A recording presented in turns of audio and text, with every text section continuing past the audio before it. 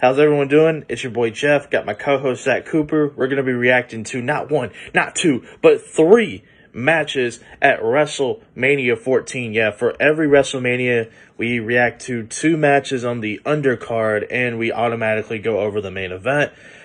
Pretty cool. Shout out to Zach. He's the one that inspired all of this, so show him some love on his reactions and stuff.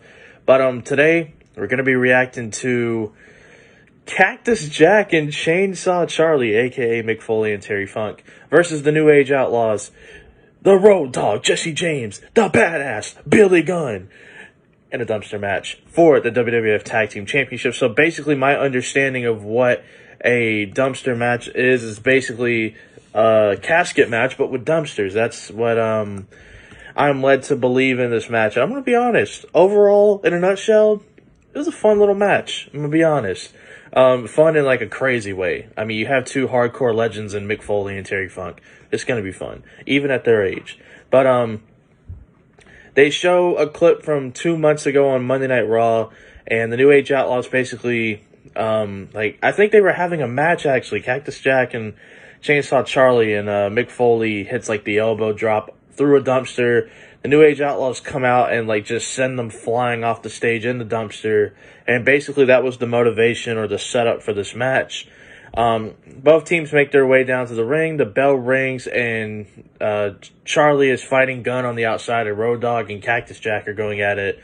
On the other side, Jack has Road Dogg in a seated position with his head up against the dumpster, and I think he hits like a running knee attack on the Road Dogg by the dumpster. Cactus Jack then tries to put Road Dogg into the dump, but he ends up fighting out, and he hits Cactus Jack with like this metal tray or whatever. And Jack goes for like a senton when he's running off the apron onto Road Dogg, who is like kind of leaned up against it, but Road Dogg moves out of the way. Looks like a nasty spill. Nothing new in Mick Foley's career. Nasty spills, man. Just putting his body on the line. The New Age Outlaws send Chainsaw Charlie into the steel railing, and then they hit a back body drop, which would send Chainsaw Charlie into the dump.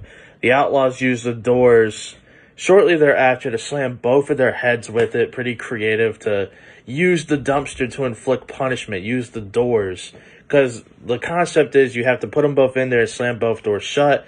Well, they're both not in there necessarily. They're kind of hanging on the outside, and they're just using the doors to slam their heads or whatever. Jack then locks in the claw on both Outlaw members when they try to close the lids on them again. Chainsaw then uses a metal tray to fight off the Outlaws as well when they try to fight back against Cactus Jack. Jack will go into the ring now, and he'll hit a swinging neckbreaker onto Road Dogg. Charlie would then hit like a sit-out neckbreaker as well, like right thereafter. Cactus Jack then hits a dive with the metal tray on the Billy Gunn on the outside from the apron. Chainsaw Charlie then hits a standing DDT in the ring, and Cactus Jack would then get a ladder from underneath the ring. Billy Gunn would then low blow Chainsaw Charlie, and then Billy Gunn starts climbing up the ladder to fight Cactus Jack. Based on where the ladder was set up, this is clear foreshadowing of what's about to happen next. Road Dogg hits Chainsaw Charlie with the metal tray, and it ends up making Charlie a little doozy, and he ends up knocking over the ladder, which sends both Billy Gunn and Cactus Jack into the dumpster.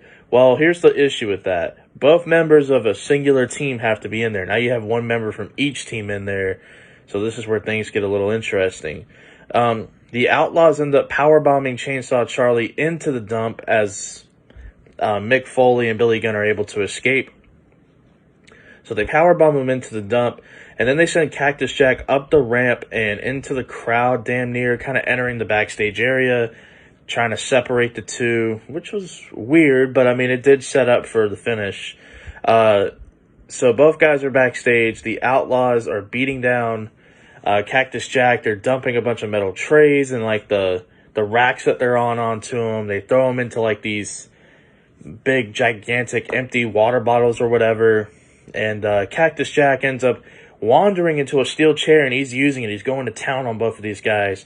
Chainsaw Charlie, who we last saw of him, was laid out inside of a dumpster via a power bomb, is all of a sudden He's driving a freaking forklift, and he puts the New Age Outlaws onto a pallet, or Cactus Jack does, and he dumps the Outlaws into this dumpster backstage.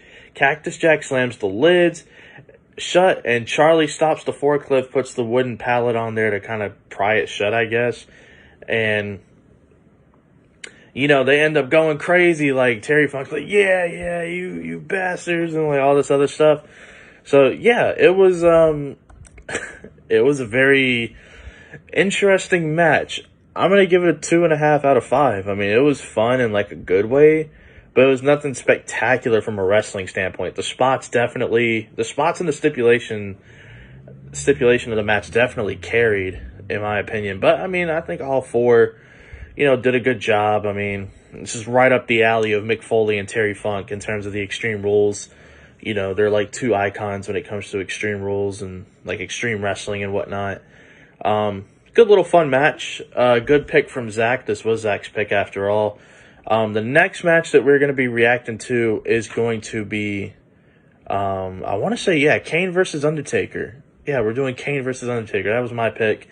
That'll be the next match. Hopefully you guys enjoyed, and let's hear what Zach has to say.